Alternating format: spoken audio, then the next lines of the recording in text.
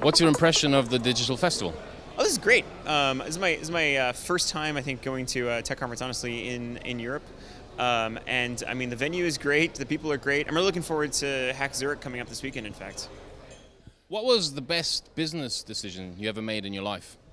Uh, Personally, I think so. Having been an early, like basically the first Reddit employee, accepting the offer to start working at Reddit for me was a big one. It was kind of great for personal development. It's also been great as a business overall. Yeah. What was the worst? At the time, deciding to join Reddit, I think being paid in pizza was not a really good idea. It took a couple of years for my mom, at the very least, to think that me joining a startup as opposed to becoming a professor in experimental physics was a good idea. Do you think lessons you've learned at Reddit can be applied to other companies? Oh, for sure. I mean, like on the technology side, I feel like we were on the forefront of a lot of the scaling issues that a lot of companies now are seeing. Scaling is hard. It's great to see there's actually a whole bunch of technologies that are out there that foster that. I think on the business side, it's always going to be an experience. Like the original intention of what your product is going to be versus what it turns into is always going to be different. And if anything, the experience of learning what your product actually is the funnest part.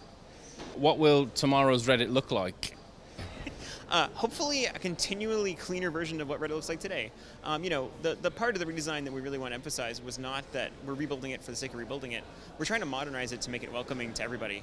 And so what I really hope Reddit turns into is a platform where basically everyone feels comfortable using it. We've got a good direction, we've got good staying power, we've got a demonstration the platform is actually useful for millions and millions of people. And so we'd like to show that it's useful for billions of people. Cool. Final question.